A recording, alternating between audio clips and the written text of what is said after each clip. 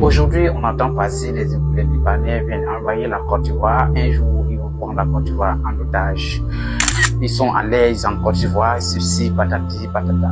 Alors dans cette vidéo, on va aborder ce sujet avec beaucoup plus de sérieux. Alors je te demande donc de partager la vidéo et de dire ce que tu en penses en commentaire. On y va.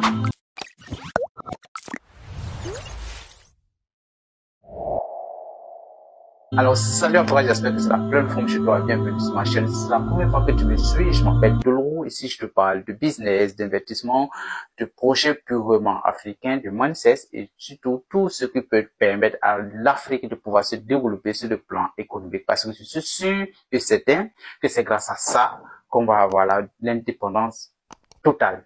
Et la Côte d'Ivoire est le pays qui accueille plus d'étrangers dans la sous-région.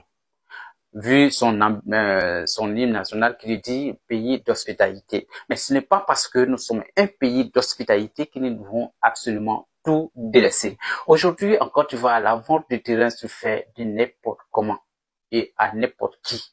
Dans certains quartiers d'Abidjan, comme à Bouaké, 80 à 90% des logements appartiennent aux étrangers. Alors, qu'est-ce qui a provoqué cela? C'est parce que sûrement la jeunesse ivoirienne n'est pas formée à l'entrepreneuriat et ne se donne pas vraiment assez de moyens pour pouvoir entreprendre. Nous tous, nous envisageons, nous sommes beaucoup plus concentrés sur le diplôme pour être soit un bon employé, pour être soit un bon directeur. Mais en réalité, les Libanais viennent en Côte d'Ivoire pour saisir les opportunités et c'est là-bas qu'il y a les problèmes. Le problème est que lorsque quelqu'un vient en Côte d'Ivoire et qui lance un projet à grande échelle, alors là, c'est celui-là même qui détient bien sûr l'économie. C'est pourquoi aujourd'hui, on dit l'économie est détenue à 90% par les Libanais. C'est normal parce que dans le secteur, dans l'agro-industriel, ils sont là. Dans, comment on appelle la transformation, ils sont là. Dans, comment on appelle ça, dans le commerce même en général, les petits commerces, ils sont là. Les étrangers ont tout verrouillé. Alors, si nous voulons vraiment reprendre les choses en main en Côte d'Ivoire, il faut qu'il y ait une prise de conscience de la jeunesse. Il faut absolument qu'il y ait une prise de conscience de la jeunesse.